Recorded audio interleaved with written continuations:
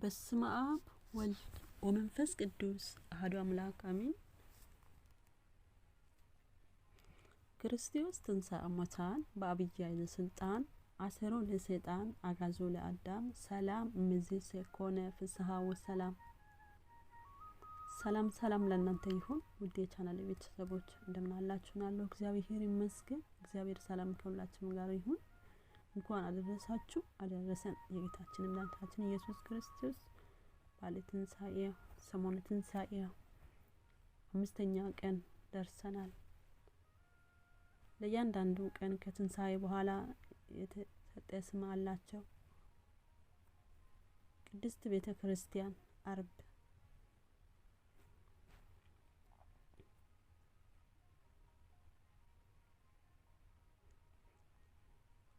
ቤተ ክርስቲያን የሚለው ቃል ከሁለት የትርጉም ክፍሎች የተዋቀረ ነው። የመጀመሪያው ቤት ማለት ሲሆን ከግሱ ቤት ወይም አደረ የወጣ ነው። ስለዚህም ቤት ማለት ማደሪያ ማለት ነው።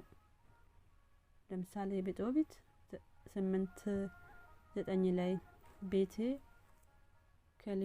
ከላሆም በእንት ሌሊት፣ በዚያች ሌሊት ሁለቱ አብረው አደሩ በማለት ይገልጻል። ክርስቲያን የሚለው ቃል ከክርስቶስ የተገኘ ቃል ነው።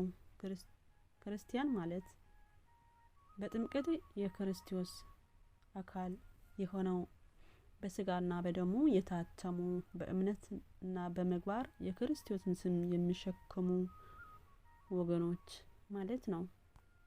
ክርስቲያኖች በክርስቶስ ስለተዋጁ ቤተክርስቲያን መባል የክርስቶስ ማደሪያ መሆኑን ያመለክታል። ቤተክርስቲያን ሲባል የተለያየ ትርጉሞች አሉት። በዚህ መሰረት ቤተክርስቲያን ሲባል ክርስቲያን ምእመናን፣ የቤተ ክርስቲያን መሪዎች፣ የቤተ ክርስቲያን አስተዳዳሪ እና የቤተ ክርስቲያን ህንጻ ሲሆን ይችላል። አንደኛ ህንጻ ቤተ ክርስቲያን የመጀመሪያው ፍቺ የተወሰነው ቦታ ያመለክታል። ህንጻ ቤተ ክርስቲያን እንለዋለን። ህንጻ ቤተ ክርስቲያኑ የእግዚአብሔር መመለኪያ ቤት ሲሆን ስለሆነ የክርስቲያኖች ተሰብስበው የሚጸልዩበት፣ የሚባረኩበት፣ ስርዓተ እግዚአብሔርን የሚፈጽሙበት፣ ህግ እግዚአብሔርን የሚማሩበትና ንስሐ የሚገቡበት ሲሆን ስለሆነ ቤተክርስቲያን ብለን እንጠራዋለን። በመጽሐፍ ዲስቅልያ አንቀጽ 10 እና አንቀጽ 35 በህንጻ ቤተክርስቲያን አሰራር ስርዓቶች ላይ ለህንጻው ቤተ ክርስቲያንም የሚል እናገኛለን። ቤተ ክርስቲያን መባሉ ክርስቲያኖች ለጸሎት የሚሰበሰቡበትና የምስጢራተ ቤተ ክርስቲያንን ስርዓት የሚያከናውኑበት ቦታ ስለሆነ ነው። ንጉሥ ሰሎሞን ቤተ መቅደስን አሰርቶ በጨረሰ ጊዜ ለእግዚአብሔር ባቀረበ ጸሎት ቤተ መቅደስ ተሰሚነትን እንዲያገኝ ብሎ ለለመናው ልመና እግዚአብሔርን መልስ ሰጠ። አንደኛ ነገሥት 9:3 በፊቴ የጸለይከውን ጸሎት ልመናህን ሰምቻለሁ። ለዘላለም ስሜ በዚህ ያድር ዘንድ ይህ የሰራሁን ቤት ቀድሻለሁ። ዓይኖቼና ልቤም በዘመኔ ሁሉ በዚያ ይሆናሉ። የህንጻ ቤተ ክርስቲያን ሌሎች መጠሪያ ስሞች እነሱም ቤተ ጸሎት የሚደርስበት መሆኑን ይገልጻል።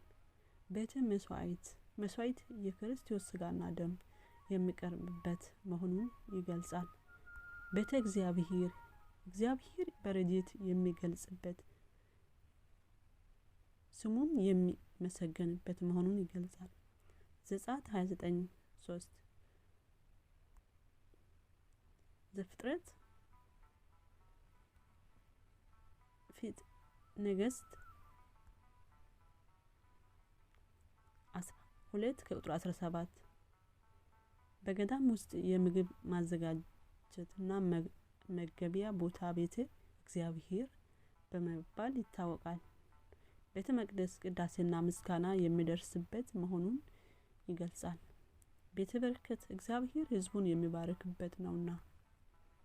ዘጸአት 20:24 የመስዋዕት መሠዊያ ከምድር ትሰራልኝ በላይም የሚያቃጥለውን መስዋዕትንና የድህነትን መስዋዕትን በጎችንና በሬዎች ታቀርቡበታል። ስሜ በሚጠራበት ስፍራ ሁሉ እመጣለሁ፣ እባረካለሁ።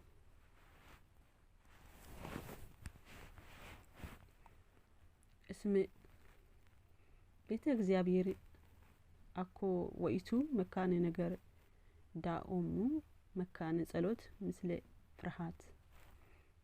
የእግዚአብሔር ቤት ግን ከፍርሃት እግዚአብሔር ጋር የጸሎት ቤት እንጂ የነገር ቤት አይደለችምና በማለት ይገልጻታል።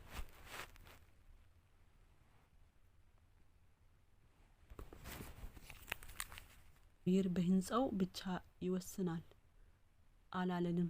ነገር ግን የአምልኮቱ ቤት ነው አለን እንጂ የእግዚአብሔር ቤተ መቅደስ እንዲሰራ ከእግዚአብሔር ትእዛዝ ተሰጠ እንጂ አንዳችም በራሱ ፍቃድ እየሰራ የለም። ዘጸአት 25:8 በመካከላቸውም አድር ዘንድ መቅደስ ይስሩልኝ፣ እኔ እንደማሳየው ሁሉ እንደ ማደሪያው ምሳሌ እንደ ዕቃውም ሁሉ ምሳሌ እንዲሁም ስሩት። 28 ከቁጥር 17 በእውነት እግዚአብሔር በዚያ ስፍራ ነው፣ እኔ አላውቀውም ነበር አለ። ፈራ፣ እንዲሁም አለ፣ ይህ ስፍራ እንዴት ያስፈራል!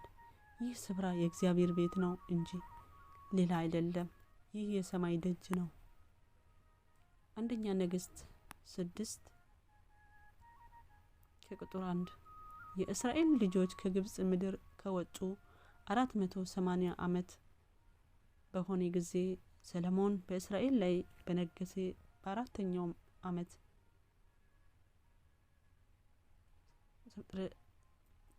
በሁለተኛው ወር እግዚአብሔር ቤት መስራት ጀመረ። አንደኛ ዜና 22 ቁጥር 1 ዳዊትም ይህ የእግዚአብሔር ቤት ነው አለ። ዘካርያስ 1 ቁጥር 16 ስለዚህ እግዚአብሔር እንዲህ ይላል፣ ወደ ኢየሩሳሌም በምህረት ተመልሼ ያለው ቤቴ ይሰሩበታል፣ በኢየሩሳሌምም ላይ ገመድ ይዘረጋበታል ይላል የሰራዊት ጌታ እግዚአብሔር። ማርቆስ 11 ከቁጥር 17 ኢየሱስም ቤቴ ለአሕዛብ ሁሉ የጸሎት ቤት ትባላለች ተብሎ የተጻፈው አይደለምን? እናንተ ግን የወንበዴዎች ዋሻ አደረጋችኋት አላቸው። ዮሐንስ 2 ከቁጥር 13 እስከ 17 በመቅደስም በሬዎችና በጎች፣ ርግቦች የሚሸጡትን ገንዘብ ለዋጮች ተቀምጦ አገኘ። የገመድም ጅራፍ አበጅቶ ሁሉንም በጎችን በሬዎችን ከመቅደስ አወጣቸው። ለዋጮችም ገንዘብ አፈሰሰ። ገበታዎቻቸውም ገለበጠ። ርግብ ሻጮችም ይህን ከዚህ ውሰዱ፣ የአባቴ ቤት የንግድ ቤት አታደርጉት አሏቸው። ደቀ መዛሙርቱም የቤት ቅናት ይበላኛል ተብሎ እንደ ተጻፈ አሰቡ። ሁለተኛ ጢሞቴዎስ 3 ከቁጥር 15 በእግዚአብሔር ማደሪያ ቤት መኖር እንዴት እንደሚገባ ታውቁ ዘንድ እጽፍልሃለሁ። ቤቱም የእውነት አምድና መሰረት የሕያው እግዚአብሔር ቤተ ክርስቲያን ነው። ሐዋርያት ሥራ 20 ቁጥር 28 በገዛ ደሙ የዋጃትን የእግዚአብሔርን ቤተ ክርስቲያን ተጠብቁ ዘንድ መንፈስ ቅዱስ እናንተ ጳጳስ አድርጎ ለሾመባት ለመንጋው ሁሉና ለራሳችሁ ተጠንቀቁ።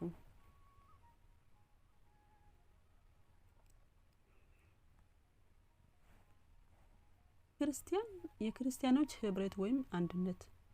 ቤተክርስቲያን የክርስቲያን ወገን ክርስቲያን የሆነ ሁሉ የሚጠብቅ የሚጠራባት ስም ነው። ይኸውም የምእመናን አንድነት ያመለክታል።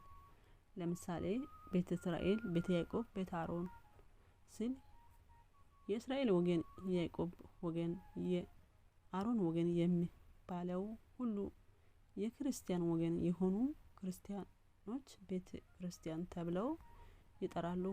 ቤተ ዳዊት፣ ቤተ ክህነት፣ ቤተ መንግስት እንደማለት ነው።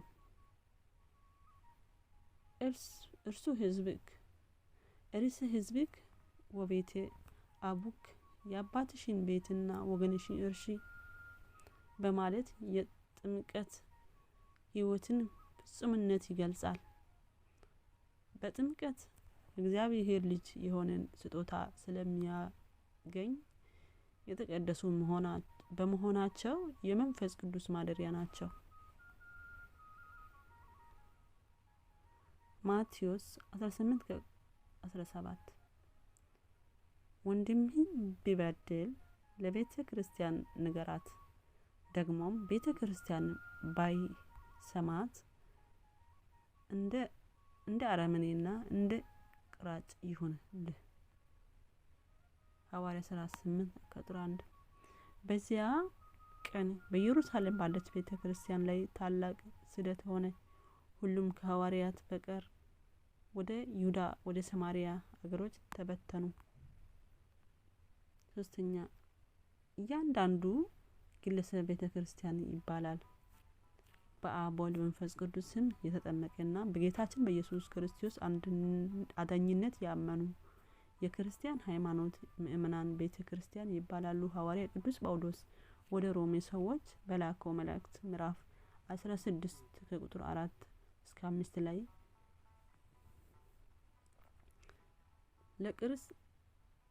ለጵርስቅላና ለአቂላ ሰላምታ አቅርቡልኝ ካለ በኋላ እነርሱ የአሕዛብም አብያተ ክርስቲያናት ሁሉ የሚያመሰግኗቸው ናቸው እንጂ እኔ ብቻ አይደለሁም ብሏል።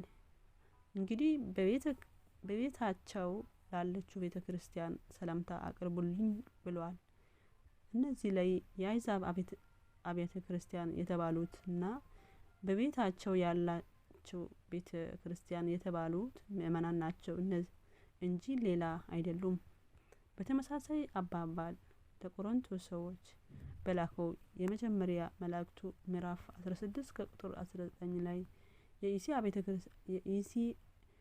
የእስያ አብያተ ክርስቲያን ሰላምታ እንዲያቀርቡ ገልጾታል።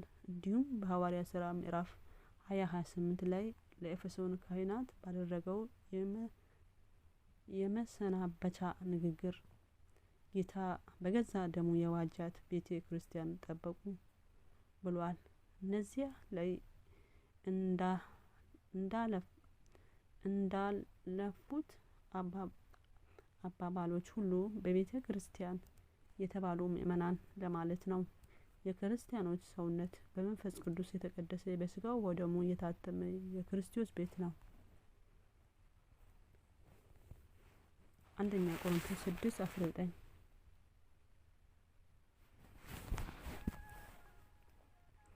ወይስ ስጋችሁ ከእግዚአብሔር የተቀበላችሁት በእናንተ የሚኖር የመንፈስ ቅዱስ ቤተ መቅደስ እንደሆነ አታውቁምን? በዋጋ ተገዝታችኋልና ለራሳችሁ አይደላችሁም። አንደኛ ቆሮንቶስ 3:17 ማንም የእግዚአብሔር ቤተ መቅደስ ቢያፈርስ እግዚአብሔር እሱን ያፈርሰዋል። የእግዚአብሔር ቤተ መቅደስ ቅዱስ ነውና ያውም እናንተ ናችሁ። ሐዋርያ ሥራ 8 ከቁጥር 3 ሳኦል ግን ቤተ ክርስቲያን ያፈርስ ነበር። ወደ ሁሉም ቤት እየገባ ወንዶችን ሴቶችን እየጎተተ ወደ ወህኒ አሳልፎ ይሰጥ ነበር። ሮሜ 16 ከቁጥር 5 በቤታችሁም ላለችው ቤተ ክርስቲያን ሰላምታ አቅርቡልኝ። ከእስያ ለክርስቶስ በኩራት ለሆነው ለሚወደው ለአጤናጦን ሰላምታ አቅርቡልኝ።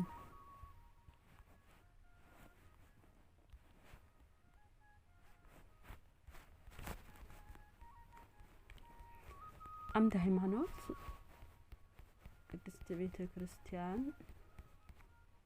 የሚል ጽሑፍ የተዘጋጀ ነው። ጸሎት ያሰማልን ይጻፉልን። ቅድስት ቤተ ክርስቲያን ዛሬ ታስቦ የሚውል ቀን ነው። ክርስቶስ በደሙ የዋጃት